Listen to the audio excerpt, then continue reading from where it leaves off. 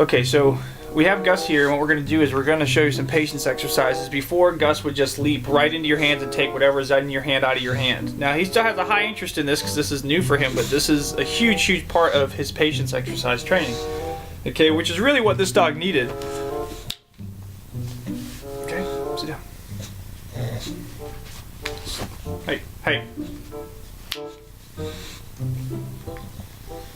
So we're not having any obedience skills really ever.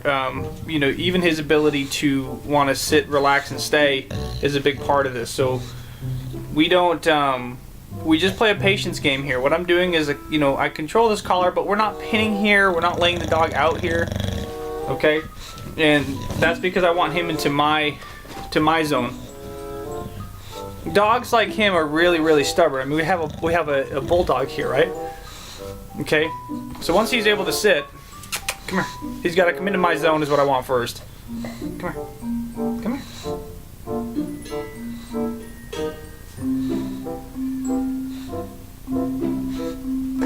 Good boy. And this is just to bring him into my space. Okay. Come here.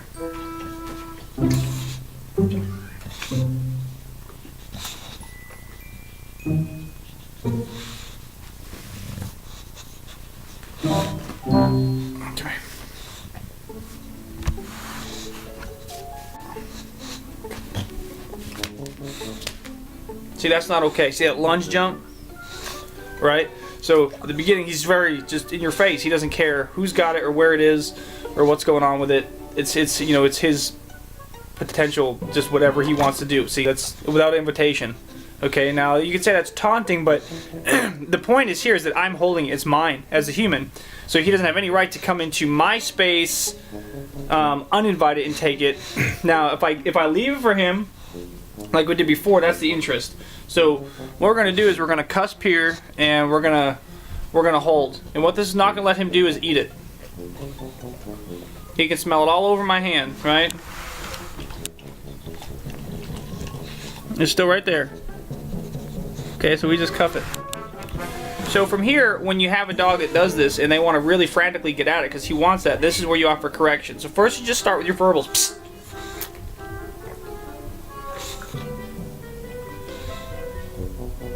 If verbals didn't work, then you could go to a physical touch, right? But that alone, that sound, we just snap their brain. Psst. Hey. And we make that eye contact, right? We're not going to make eye contact with an unstable dog or a dog that we're unsure of or whatever. And that's okay. In this case, I know Gus well enough. I've had him for about a week and a half now. And it enables us to have that relationship to do this.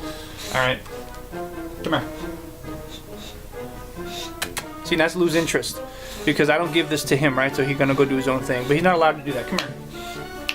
You got to stay right where I want him, right? Shh. Sit down. Hey. Boom, that's good. That's a good sit. That's good for him. That's a good sit. Got build patience. So we have that sit, so we're going to reward. Right, we're going to give him a piece of that. Because he's sitting down and he's trying to pay attention now, and that's okay. Something you want in these sort of scenarios. So here, wait. Wait. Wait. Wait. Wait. Good wait. Good, good, good. And see, so even that pause, when you start, anytime you're doing a positive reinforcement training like this, you know, you look for the small steps. You're not looking for the ultimate goal in the first 3 or 4 times. So for him, when he's, you know, goes for a lunge bite because he wants to eat it real bad, his obsession to have it, to being able to be patient and not take it is big. See, that's self-control. So then we reward that. That's good. Right? Because he exerts that self-control. And so all we do is work on the difference in timing to where we give it. We don't want to give it at the same Pause every 3 seconds. Pause every 3 seconds. Because then he learns after 3 seconds, he gets it every time. So for sometimes we do 3 seconds, then 9 seconds, and then 15 seconds, and then 2 seconds, and then 9 seconds. And we just keep changing up our intervals for where we make him be patient and wait for it. Not to the point where he's going to lose interest in what's happening.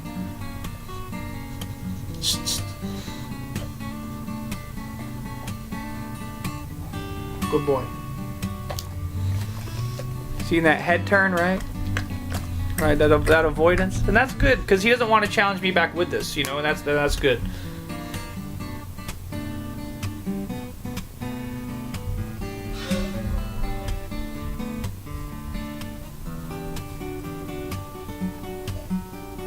Okay, go. You don't want it now? Yeah, that hesitancy was like, am I allowed to take it? It's hard to see with the camera, but he has his eyes, and he was like. Right.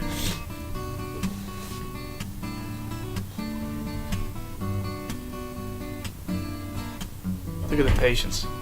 Look at that patience right there. Look at all that. All that in the side of his face. I distracted him. So you can't just take. So just by having that sound, we break the mind cycle and move from that transition into the next transition, and making him have that patience. These exercises are important because this is a dog who has a version of doggy OCD. So we have a dog who's an obsessive licker. He's not afraid to jump up onto a table or counter. We worked with those exercises a little bit. We threw some clips in here at the beginning of the video showing earlier this week, you know, what the case was. So, but now, I mean, look at this. This is just, he knows I have. See, just that sound. And that's what you want. You want a dog that's not, you know, so when you are at your house or you're doing something with a dog like this, you can correct it right out of the dog quickly. You just with a sound. If he's across the room and about to get into something, you can break that mindset with that sound.